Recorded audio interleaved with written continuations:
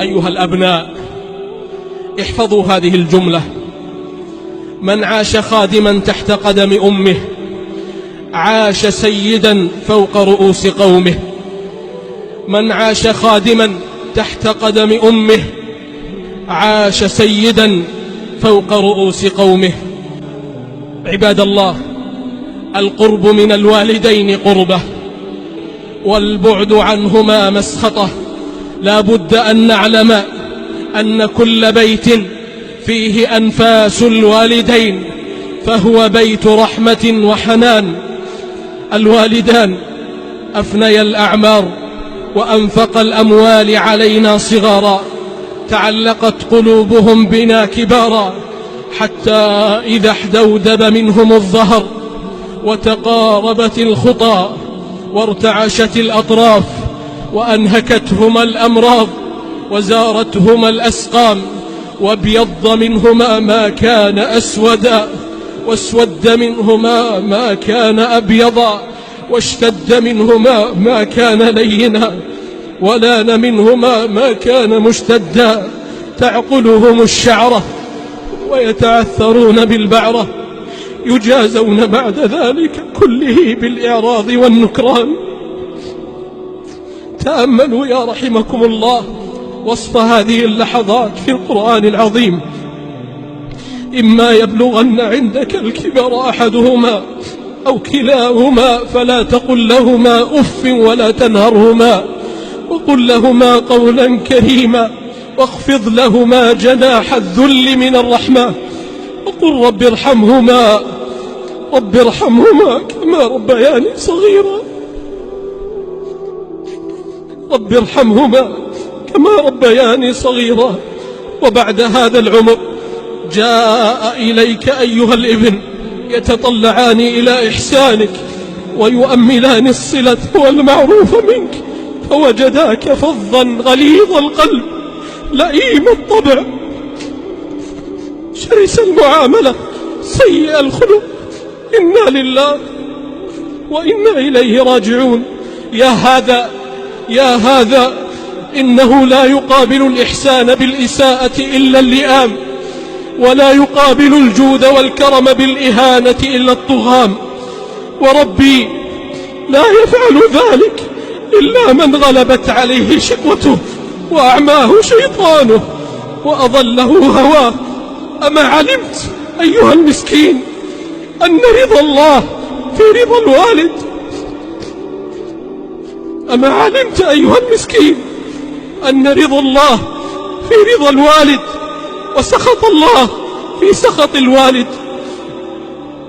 والله وبالله وتالله إن الخير كل الخير في الوالدين المسنين. إن الخير كل الخير في الوالدين المسنين.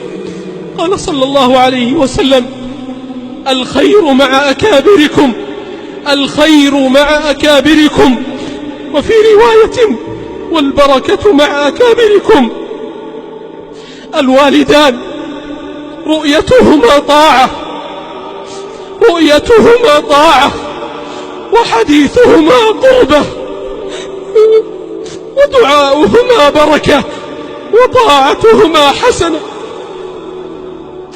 بكى أحد السلف عند قبر أمه لما دفنوها، فقالوا له في ذلك، فقال: لم لا أبكي وقد أغلق علي باب من أبواب الجنة وحق له البكاء، فموت أحد الوالدين صدع في الفؤاد لا يجبر.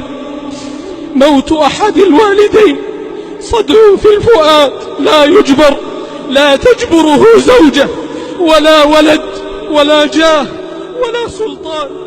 عباد الله، حذاري أن تبعدوا من أوصاكم محمد صلى الله عليه وسلم بها وجعلها أحق الناس بحق الصحبة. يقول أحد الشباب: خرجت ذات ليلة أنا وزوجتي نتعشى في أحد المطاعم وأخذنا أمي معنا، كانت الفرحة تكاد تملأ قلب أمي. قالت لنا في لحظة من الفرح والحنان: الأسبوع القادم عشاكم علي في هذا المطعم. ثم سألتني عن تكلفة العشاء، فقلت لها 350 ريالا. وبعد 4 أيام تعبت أمي تعبا شديدا، توفيت في اليوم 5. وبعد مدة من وفاتها وجدنا تحت مخدة سريرها 350 ريالا ملفوفة بورقة كتب عليها مبلغ عشاء ابني محمد وأهله. أيها الأبناء أدخلوا السرور إلى قلوب والديكم قبل أن يدخلوا قبورهم فتندموا ولا تساعة مندم. أيها الأبناء استثمروا فترة حياة والديكم ببرهما والإحسان إليهما. قال مكحول والإمام أحمد أن بر الوالدين كفارة للكبائر.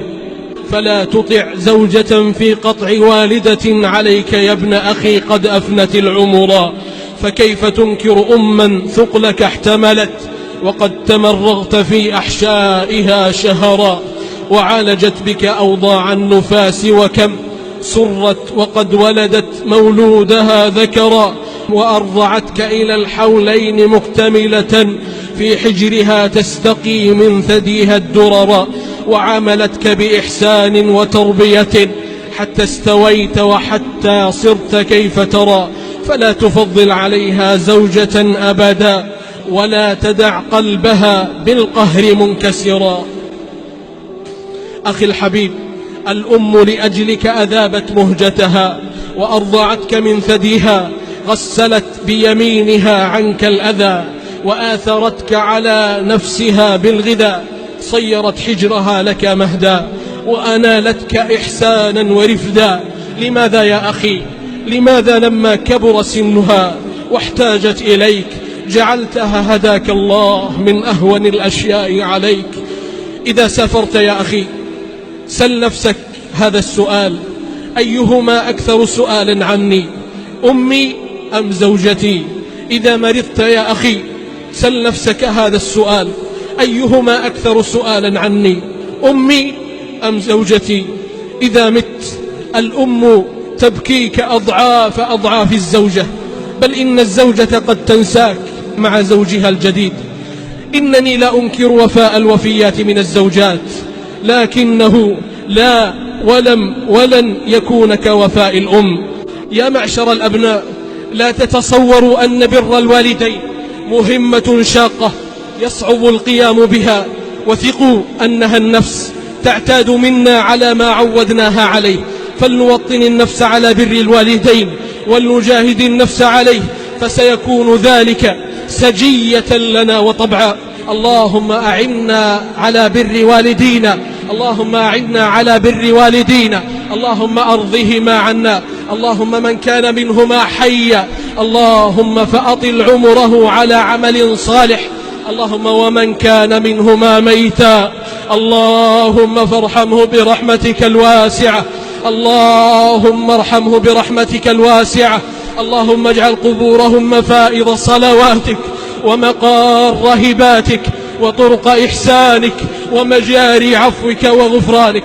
اللهم اجمعنا بوالدينا وذرياتنا وأزواجنا في مستقر رحمتك ودار كرامتك يا رب العالمين.